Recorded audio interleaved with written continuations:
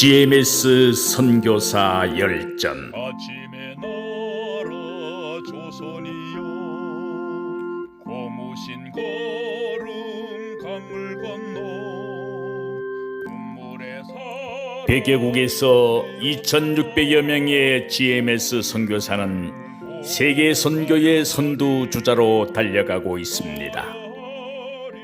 GMS 선교사 열전은 2023년 지금도 선교적 사명을 따라 사역을 감당하고 있는 자랑스러운 우리 GMS 선교사들의 드라마와 같은 삶과 사역을 찾아갑니다. 오늘은 우리 캄보디아의 김진욱 선교사님이 우리 선교사 열전의 오늘 주인공이십니다. 진욱 선교사님은 저하고 82의 동기예요. 그러니까 이렇게 늘 자주 대화도 하고 했는데 오늘 화면을 보니까 너무 미남이라 가지고 제가 완전히 다른 사람인 줄 알았어. 동명이인인 줄 알고 그렇게 캄보디아에 김진욱이가 또 있느냐고 내가 또 물어봤잖아요. 예, 우리 김진욱 선교사님은 고대에서 철학을 공부하시고요. 우리 정신신대원에 86년도에 입학해서 저랑 같이 동기입니다.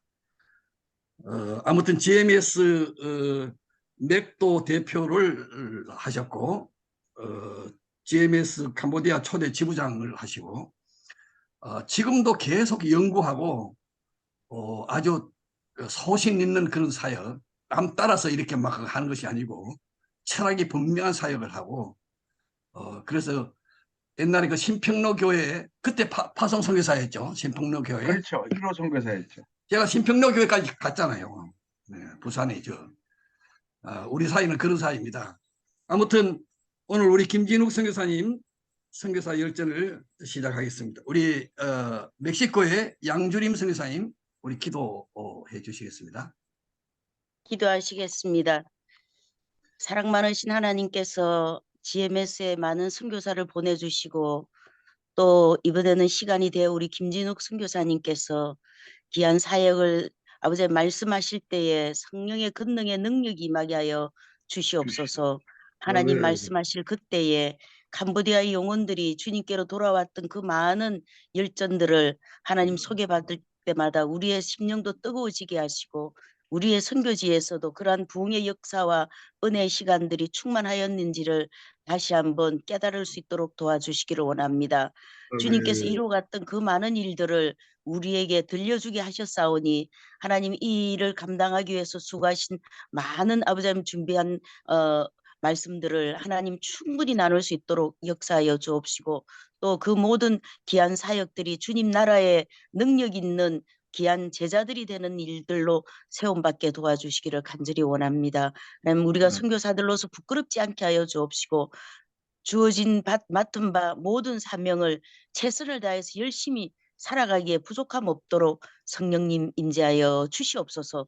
하나님의 권능과 능력이 우리 선교 사역 속에 함께 임하는 역사 일어나게 하여 주옵시고 아버지 말씀하실 우리 김진욱 선교사님 하나님 더욱더 뜨거운 열정과 하나님 건강함으로 하나님의 나라를 더욱더 소망 가운데 바라보며 나갈 수 있도록 도와주옵시고 우리에게도 동일한 은혜를 더하여 주셔서 몇 명이 모이지 않았지만은 하나님 서로가 선교의 사역에 더욱더 민감한 반응 속에 주님 나라를 위해서 더 헌신하며 뛰어갈 수 있는 본된 믿음의 신실한 사람들, 초심을 잃지 않는 성령의 사람들 될 수 있도록 축복해 주시옵소서. 사회를 맡으신 우리 배한호 아버지 하나님 선교사님에게도 건강 더하여 주옵시고 또 우리 아버지 하나님 참석한 모든 우리 선교사님들 또 이 일을 주관하는 선교사님에게 이르기까지 또 어려운 상을 당하였지만은 건강으로 지켜주셨사오니 그 아버지 장모님의 모든 삶들을 주님 그 가족들이 잘 이어받고 믿음으로 잘 나갈 수 있도록 축복해 주시고 사모에게도 은혜를 더하여 주시옵소서. 하나님 이 모든 일을 주관하신 주 예수 여호와 능력에 감사하며 예수님 이름으로 간절히 기도합나이다. 아멘.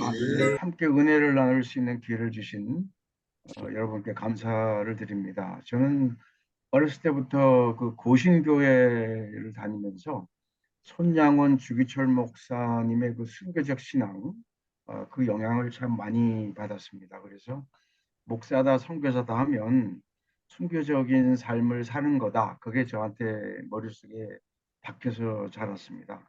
그런데 이제 한편으로는 그 고신이 유별나게 많이 싸웁니다. 그래서 그 교회 정서가 순교자적인 그런 신앙과 함께 싸움판 이미지를 늘 갖고 살았어요. 그래서 왜 싸워야 해? 왜?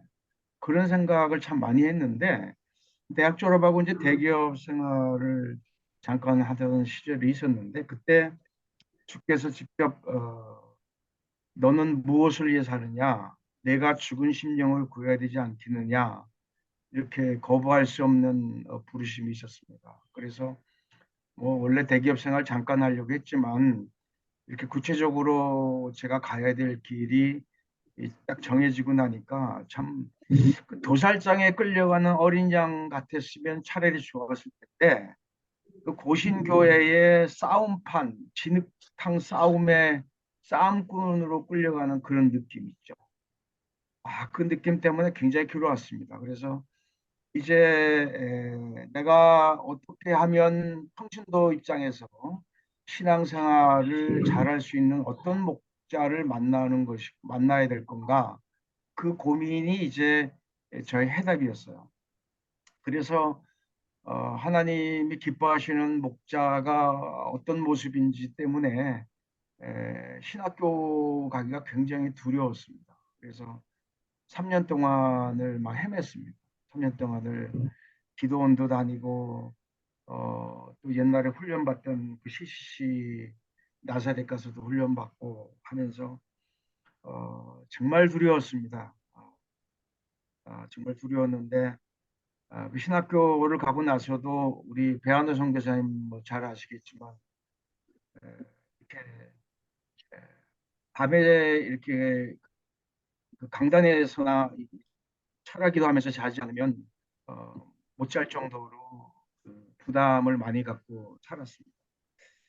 그리고 신학대학원 졸업하고 강남의 어느 교회에 있었는데 겨울이 너무 싫어가지고 낙도 가려고 낙도 가서 뭐 어차피 도망은 못 가니까 낙도 가서 기도하면서 한 몇 년이라도 섬기면서 인생을 바쳐야 되겠다 그런 생각을 했는데 감사하게도 부산에 있는 그 좋은 선배 목양자를 만나서 부산에 선교사 후보로 갔고 거기서 미국 유학을 보내줘가지고 그 김희안 목사님이 초청을 해서 운영하시는 ITS 제3세계 지도자들이 공부하는 신학교에 가게 됐습니다. 그래서 거기서 제3세계 지도자들하고 계급장 다 띄고 다 띄고 정말 인격과 인격의 그 부딪힘 속에서 이들에게서 참 많은 것들을 앞으로 제가 가야 될 선교지에 대한 많은 영감들을 받았습니다. 뭐 좋은 것도 있었지만 또 나쁜 것도 있었고 또 하나는 이제 그 세계적인 랄프 인터 지도자가 그 당시 살아계셨는데 그분의 미전도 종족 선교의 핵심 가치에 대해서 도전을 받고 어떻게 사역해야 될지에 대해서 참 고민하다가 교회 파송 선교사로서 이제 미전 그 훈련을 마치고 94년에 GMS 캄보디아 선교사로 당시 인도차이나 조정관이셨던 그 강대영 우리 선배 선교사님 지도를 받으면서 캄보디아에 들어왔습니다. 들어와서 94년도에 정착했는데 95년 9월 중에 그 현지인 예배 중에 성령의 역사가 굉장히 크게 일어났습니다. 그래서 전도대가 일어나고 청년 헌신자들이 많이 일어나고 뭐 제대로 된 건물에서 복음을 전하는 그런 교회들은 아니지만 갈릴리 전도학교라는 데서 훈련을 시켜서 저희가 세운 전도학교에서 훈련시켜서 이들이 가는 곳마다 교회들이 세워지고 지금은 제대로 된 신학교에 교장도 하고 또 모임 그룹에 가면 신앙 지도자들로 캄보디아 교회의 한 목을 담당하는 걸 봅니다. 포럼페 시내에서도 가끔 가다 갔던 청년들이 인사를 해요. 그러면 어떻게 하냐 그러면 옛날에 주일학교 다녔다 그런 이야기도 하고. 근데 그때 이제 제가 하나님께서 주도하셔서 교회들을 일으키시는 걸 보면서 어, 거기에서 참 많은 생각을 했어요.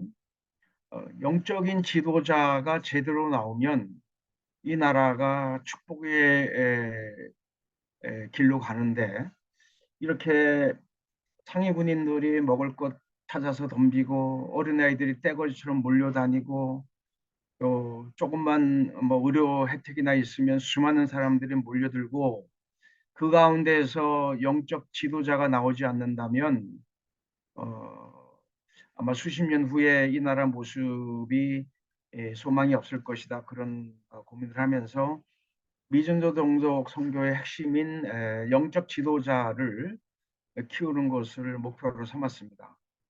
물론 뭐 교회라고 해서 많은 모임들이 세워졌고 외국에도 교회라고 많이 보고가 됐지만, 다 선교사들 중심의 모이는 모임을 교회라고 그 당시 이야기했었어요. 그리고 이제 어떤 분들은 어린이 사역이라든지 교육, 병원 사역 이런 거에 주력하면서 하나님 나라의 그 교회의 생태계를 확장시키는 그런 일들도 많이 참여하셨고, 근데 이제 저에게는 현지인에 의한 강력한 복음적인 교회가 되기 위해서는 강력한 복음적인 현지인 지도자가 세워져야 된다라는 이 목표가 저에게는 분명하게 주어진 일종의 사명이었습니다. 근데 이렇게 굉장한 교회들이 일어났고 건물은 뭐 없었지만 교회들이 가는 데마다 세워지는 이 와중에서 이제 한국의 주후원 교회와 어려움을 겪었습니다. 어려움을 겪어서 어, 그참 같이 땀 흘리고 같이 고생하던 현지인 제자들을 놔두고 선교지를 교회 명령 따라서 떠나야 되는 그런 상황이었습니다. 난 그 어머니의 숨 막히는 고통, 그 목자의 고통, 그 첫사랑인데, 목양자로서의 첫사랑이었는데 그거를 버리고 가야 되는 그 고통이 밤에 잠을 거의 잘 수가 없는 그런 고통이었습니다. 그러던 중에 어느 날 밤 성령께서 강력한 빛이 저한테 비춰졌습니다. 영혼을 버리고 온 그 실패자, 실패한 목회자, 실패한 목양자, 그 비참한 나의 모습을 보면서 울부짖는 저에게 성령의 강력한 빛이 한밤중에 임했습니다. 그래서 침대에서 떨어져 내려가지고 떼굴떼굴 굴구면서 그 치료의 강선을 경험했습니다. 그리고 나서 그 하나님의 그 계속되는 하나님의 역사를, 기름 부으심을 경험하면서 다시 후원은 다 끊기고 단 10만 원 후원을 받는 그 상태에서 다시 돌아왔습니다. 캄보디아에 들어오고 뭐 40일까지 금식을, 가족들을 데리고 오려고 40일 금식을 했는데도 하나님이 뭐 후원처를 전혀 연결시켜 주지 않으시니까, 물론 뭐 그 당시에 소문은 뭐 굉장히 나쁜 선교사로 어떻게 또 그렇게 소문까지 났어요.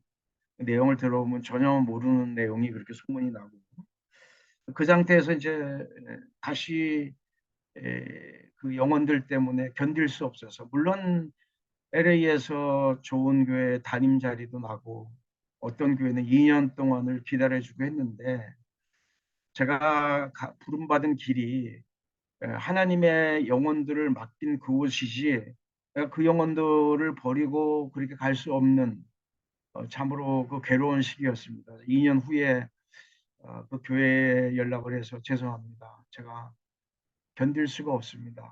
견딜 수가 없고 제가 어, 실패한 목회자의 이 부담감이 다시 돌아가는 길밖에 없습니다. 이해를 구합니다. 그러니 그 교회에서 너무 놀라고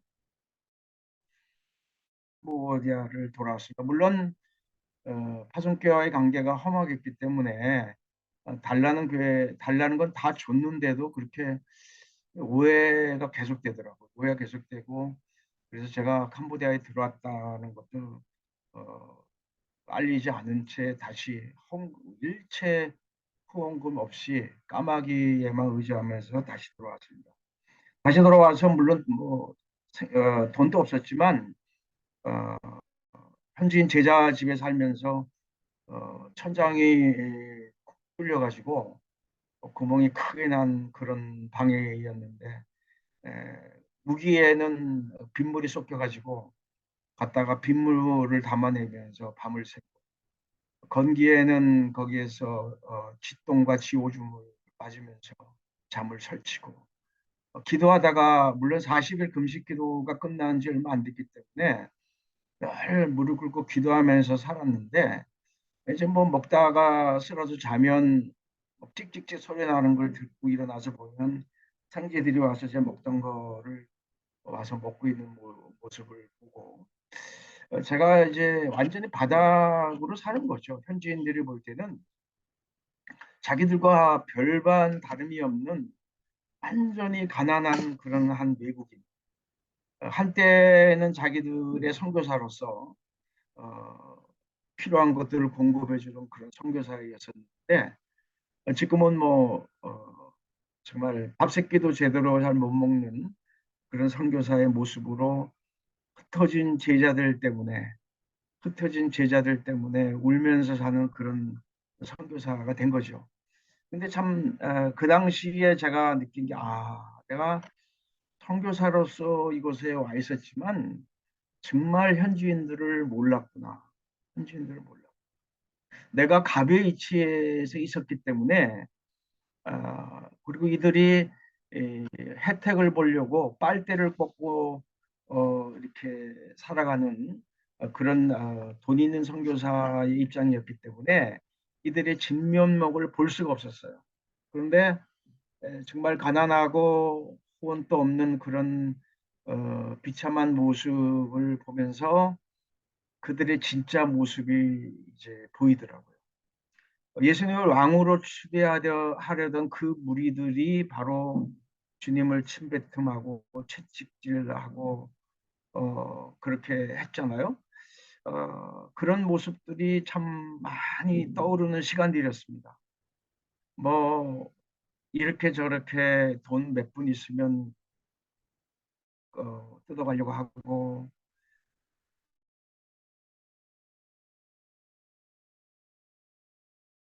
이제 그 왕따시고 하는 참 가슴 아픈 시간들, 가슴 아픈 시간들. 그래서 주님이 바로 이렇게 고난을 받으셨구나. 아, 그렇게 경험했던 시간들이었습니다. 그래서 이들 한가운데 자리 잡힌 거절감, 그 거절감이 상처가 그 상처로 해서 공격이 되올 때는요 무지무지하게 아프더라고요. 무지무지하게. 그 제자들로 따랐던 그들로부터 자존감이 손상되었을 때에 찌르는 그 가시 그런 공격들 또 자기들이 어떻게 하다 졌다라는 느낌 감정이 솟아오를 때 나타나는 적개심 그게 갑의 위치에 있을 때는 안 나타나요. 근데 이제 자기들과 똑같은 을이 되었을 때 적나라하게 드러나더라고요. 적나라하게. 또 속임수와 거짓들. 그러니까 저는 엄한 엄격한 아버지 밑에서 자랐기 때문에 거짓말을 못했어요. 어렸을 때. 근데 뭐 속임수와 거짓말 속에서 살아가는 그들의 모습을 보면서 진짜의 참모습을 보게 된 거예요. 근데 하나님께서는 요한복음 10장에서 그들을 향해서 우리 안에 들어온 양이라고 말씀하시죠. 그렇게 주님의 마음을 아프게 하듯이 가난한 선교사의 마음을 재물이 없다고 가진 게 없다고 그렇게 찔러대는 그들의 그 죄성 그걸 보면서 그래도 주님은 요한복음 10장에서 우리 안에 들어온 양이라고 그렇게 말씀하세요. 창세기 49장 14절에 보면 야곱의 자손들을 양의 우리라고 표현하시죠. 그러니까 요한복음 10장에 우리 안에 들어온 양, 우리 양우리를 구약에서 찾아보니까 창세기 49장에서 야곱의 자손들을 양의 우리라고 표현해요. 양의 우리의 그 자녀들을 보면 다 아시지만 아버지의 침상을 더럽혔던 루벤, 분노를 견디지 못해서 한 족속의 남자들을 탈례시켜 놓고 잔인하게 죽인 시므온과 레위도 있고, 또 사자 새끼, 뭐 암사자, 숫사자라고 표현할 정도의 사자, 단을 뱀과 독사라고 표현하고 베냐민을 물어뜯는 내리, 이렇게 양의 우리라고 표현하지만 사실은 살벌한 동물농장 같은 그런 모임. 제가 캄보디아에서 현지인 교회 안에서 그걸 느낀 거예요. 예. 왜? 그들을 물질적으로 도와주지 못하고 오로지 기도와 말씀만으로 지도할 때 그들 안에서 나오는 그 본능적인 것들이 어쩌면 창세기 49장에 나오는 이 모습 그대로인가? 그 모습 그대로인가? 그러나 하나님께서 이 동물농장 같은 이 살벌한 양우리 안에서 하나님의 목자가 나온다. 어떤 목자냐? 하나님이 그 창세기 49장에서 유일하게 요셉을 목자의 손을 힘입어 사는 영혼, 양이죠, 양. 목자의 도움을 받아서 사는 양이라고 표현을 하더라고요. 이 안에서 목자가 나와야지 된다. 이 안에서 선한 목자가 나와야지 된다. 내가 먼저 선한 목자가 되지 않으면, 내가 먼저 선한 목자의 모범을 보이지 않으면 이들 안에서 선한 목자가 나올 수 없다. 이 선한 목자가 이들의 지도자 나와서 지도자가 되어야 될 터인데 하면서 이제 거기서 참으로 몸부림치는 수년의 세월들이 지났습니다.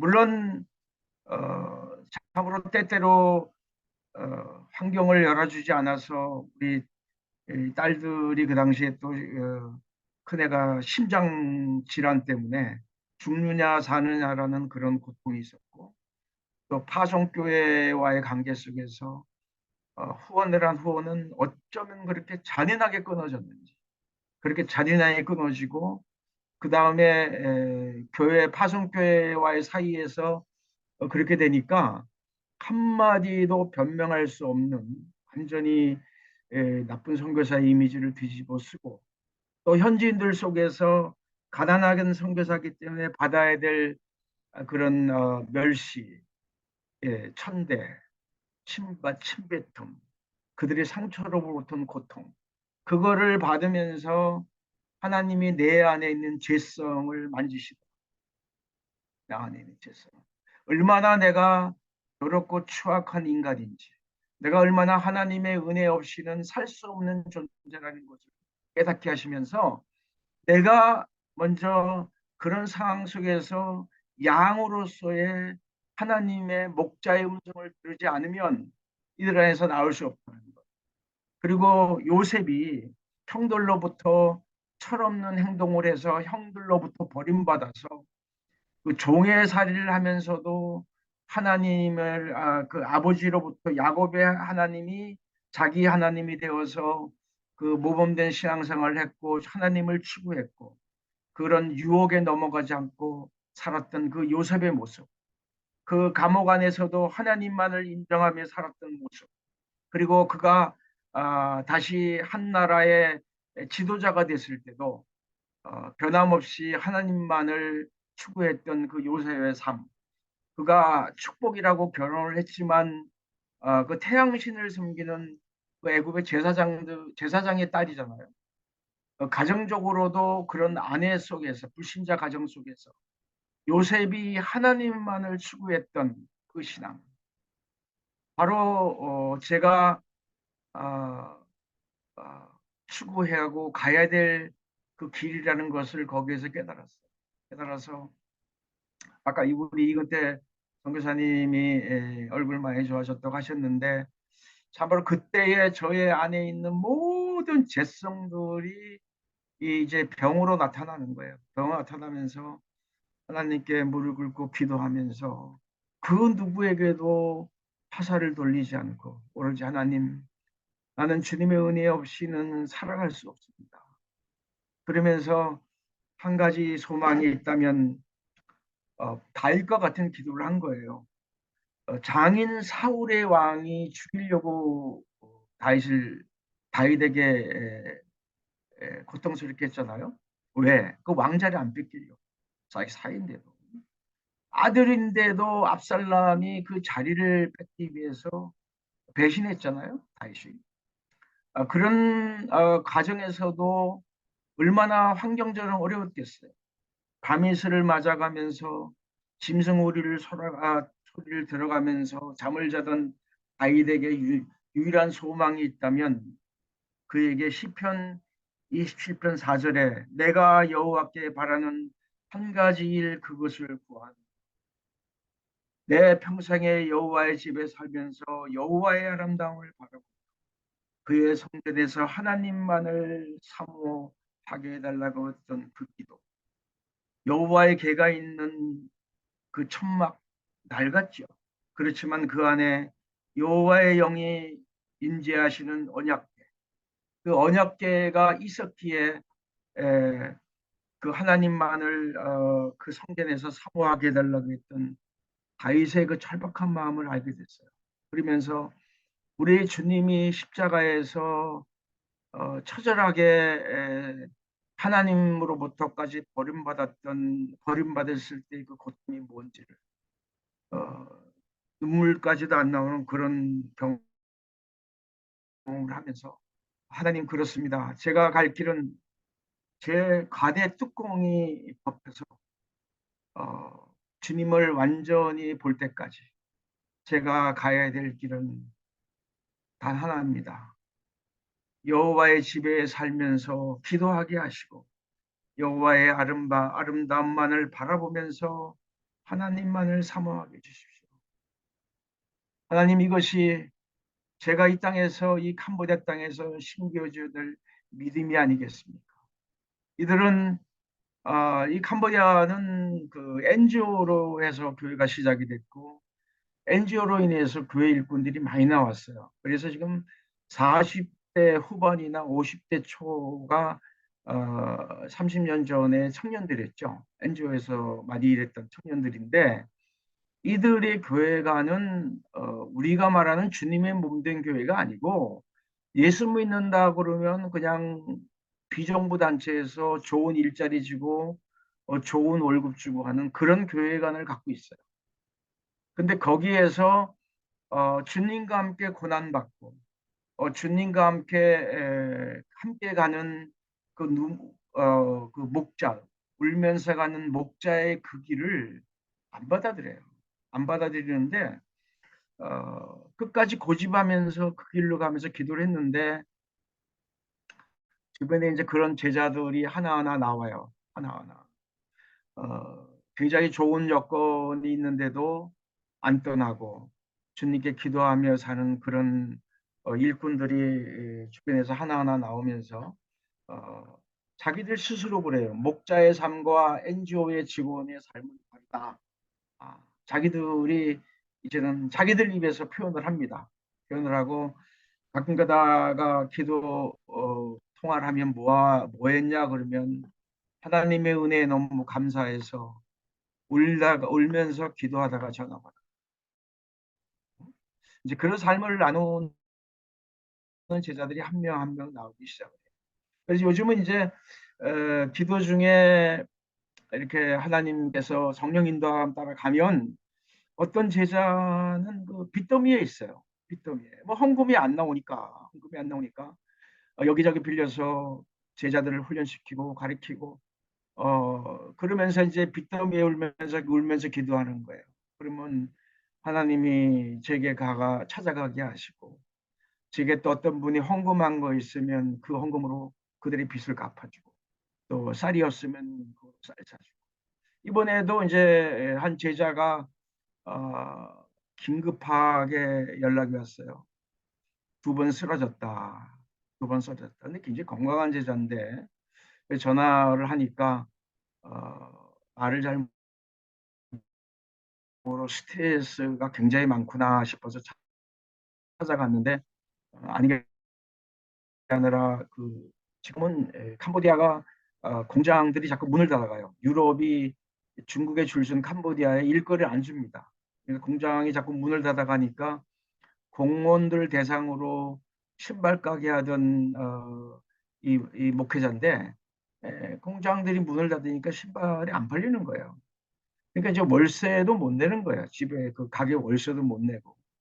그러면 이제 그냥 처분을 하면 그 장모의 땅을 그 은행에 저당 잡아가지고 빚을 냈는데 그 빚을 어떻게 하고 은행에 또 돈 나가죠. 이런 짐들을 이제 같이 끌어안고 같이 기도하면서 같이 짐을 나누는 삶이 이제 제 사역이 됐어요. 그 사역이 되다 보니까 영적 전쟁이 그들에게 역사하던 영적 전쟁, 그 사탄과의 싸움, 영적 전쟁이 엄청나게 이루어지는데 여기에는 이제 선교사와 현지인이 하나가 돼 있는 거예요. 하나가. 천국 일꾼으로서의 싸움이니까. 그러면서 함께 영적 전쟁을 치르고 함께 짐을 나누고 하고 하는 그런 단계에 왔어요. 와서 함께 짐을 나누는 삶, 그 주님이 함께 하시는 그런 사역을 느끼니까 우리 아까 이근태 목사님 말씀하셨지만 제가 얼굴이 요즘 많이 주님의 은혜를 받으면서 기름 부음을 통해서 많이 치료가 되고 사역에도 보람을 느끼고 요즘 이제 이렇게 그 민족을 넘어서서 한국 사람이다 캄보디아 사람이다 의미가 전혀 없는 거예요. 함께 천국 일꾼으로 같이 가는 동역자 그룹이 형성이 돼 있는 거예요. 그래서 함께 전쟁을 치르고 그래서 참 오늘 이 귀한 시간을 주셨는데 너무너무 할 말이 많지만 어떻게 함께 은혜 받을 수 있을 것인가 고민하다가 이 정도에서 정리를 해봤습니다.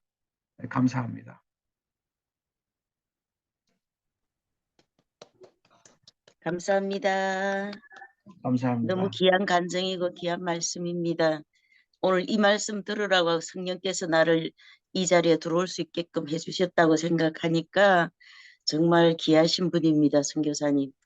우리 힘내세요. 양준일 화이팅입니다. 선교사님 미국에서 볼 때 이 모습이셨는데요. 그렇지요. 그래서 제가 감사합니다, 지난 11월 달에 목사님. 만나갖고 얼마나 제가 예, 님이라고 그러면서 막 끌어안았잖아요. 예, 정말 너무 감사했고 그때보다 지금 모습이 더 좋으시네요, 목사님. 정말 감사합니다. 좋으세요. 감사합니다. 네, 정말 은혜되는 시간입니다. 네, 감사합니다. 지금도 그 김진우 선사님 후원하는 교회가 그렇게 지금 파송교회는 물론 없고 후원하는 교회가 지금 몇 군데 안 돼요. 저는 이제 안타깝게도 처음에 파송했던 교회 신평로 교회하고 관계가 정리되면서 굉장히 나쁜 소문이 많이 퍼져 있어요. 저에 대해서. 한 번도 제가 변명한 적이 없습니다. 하나님께서 하시리라고 보는데 요즘은 그게 많이 없어졌어요. 왜 근거 없는 소문이니까. 근데 이제 한 5년 전인가 서울의 어떤 교회의 목사님을 통해서 파송이 돼가지고 굉장히 좋으신 목사님이세요. 그분을 통해서 파송이 돼서 이제 많이 안정이 됐다가 이번 또 교회가 좀 어려워졌어요. 코비드 때문에. 그래서 이번 3월 달로 지난달로 후원할 수 없다고 중지가 됐어요. 그래서 지금 하나님 파송교회를 주시든지 협력계를 좀 붙여주시든지 길을 열어달라고 이제 기도를 하고 있습니다. 뭐 이렇게 또 길을 열어주시겠죠. 뭐. 감사한 것은 그 부정적인 그 소문 때문에 참 많이 고통스러우셨어요. 우리 자녀들에게 참 선교사로서의 그 고통을 나쁜 기억만 남겨주는 것이 아니라 이런 것까지도 남겨줘야 되느냐라는 그 고통이 너무 심했는데 요즘 그런 것도 뭐 점점점 저절로 없어져 가더라고요. 후원교회를 위해서 기도 좀 해주시기 바랍니다. 감사합니다. 까마귀 역사를 유별나게 많이 경험했어요. 음. 어떨 때는 뭐 아무튼 인천공항에서 캄보디아를 들어오는데 공항에 딱 갔는데 비행기를 타려고 그러는데 입국 비자 값이 없네. 20불, 25불. 그래가지고 있는데 갑자기 전화가 와요. 아는 목사님이 어딨냐고 인천공항에 있습니다. 기다려라. 오셨어요. 오셔갖고 돈을 주시면서 뭐 좀 알아봐 달라고. 그러면 이제 이거 좀 반은 제가 써도 됩니까? 그러면 아유 쓰시라고. 그렇게 그 하나님 역사하는 거 한 번도 실패나 망신당해 본 적 없어요. 한 번도. 예. 힘들고 어려웠지만. 그래요. 그에 대한 답이 네. 시편 27편 4절이에요. 우리 김미륵 성사님, 왜 이제 제가 볼 땐 그래. 뭐 엄청난 그런 아픔들 솔직히 겪죠. 많은 사람도 겪어서 나도 겪었고, 뭐 내 얘기하면 여러분들 깜짝 놀랄 그런 과정도 있었는데, 그런데 결국은 우리에게 그 주님의 아름다우심에 대한 기대감, 그리고 하나님의 얼굴을 구하는 그 아멘, 믿음, 아멘. 그거예요. 그것 때문에 지금까지 네. 올 수 있었던 것 같아요. 그러니까 저는 그 그렇죠. 하나님의 아름다우심에 대한 그 기대감, 그 gaze upon the beauty of the Lord 그랬거든. 그러니까 하나님의 네. 아름다우심을 직시하는 건데 과연 그것이 무엇일까라는 그런 내 안에 어떤 기대감도 있었고요. 네. 근데 저 같은 경우는 이제 우리 이동필 선교사님 제가 루세아도 가서 이제 집회도 하고 그랬지만 그런 성령의 역사가 그 눈앞에서 펼쳐질 때에 그때 내 안에 막 밀려오는 그 감격이라는 것은 지난날의 모든 것을 보상하고도 남아. 그러니까 그 그렇죠. 하나님의 아름다우신 하나님의 임재, 하나님의 영광이 나타나신 그런 것들이 결국은 그것이 이제 우리를 오늘까지 이렇게 있게 하셨다. 전 그렇게 보아지고요. 그러니까 우리 그렇죠. 예. 김목사님 참 많이 힘드셨네. 사실 네. 목사님 그 어느 집에 신방 갔다 오면 그거 이 목사가 그거 뭐냐 그 여자한테 그 이 프로포즈 하다가 빠꾸 당했다 막 그런 소리도 하고 그랬어. 별선 소리 다 했어. 하나님이 그 네. 사람 용서하라 그러시더라고. 그래도 하나님이 그 사람 용서하라 그러시더라고. 그래서 그 용서하겠다고 몸부림치면서 살아온 것이 네. 오늘까지 하나님이 이렇게 하시더라고요. 아유 우리 네. 김종성 사람도 고생하셨네요. 뭐 용서도 지나고 나서 보면 하여간 제가 가장 최고야. 큰 죄인이고 제가 가장 큰 죄인이고 내가 용서받은 하나님의 아들이라는 것만으로도 뭐 누구를 뭐 용서하고 못하고 그럴 자격도 없다라고 생각을 해요. 그래서 아니 그래도 용서는 감사하죠. 해야지. 감사하죠. 예. 뭐 그 남은 예. 네, 아무튼 그런 거는 찌꺼기는 없습니다.